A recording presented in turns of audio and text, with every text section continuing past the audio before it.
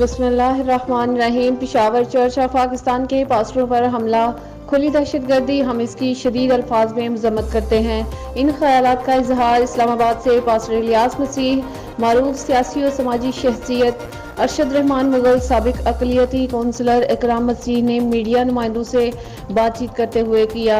इन्होंने कहा, वज़ीर आज़म पाकिस्तान, वज़ीर दाखिला, वज़ीर आला KPK और कानून नाफिज करने वाले इदारे कातिलों को फौरी गिरफ्तार करके इन्हें कानून के कटहरे में लाकर चकरार वाकई सजा दी जाए और पाकिस्तान भर में मसीह बरादरी को तहफ़्फ़ुज़ फराहम किया जाए। इन्होंने कहा, मसीह भी इस मुल्क के महब वतन पाकिस्तानी हैं, इनका तहफ़्फ़ुज़ हुकूमत की अव्वलीन तरजीह होनी चाहिए।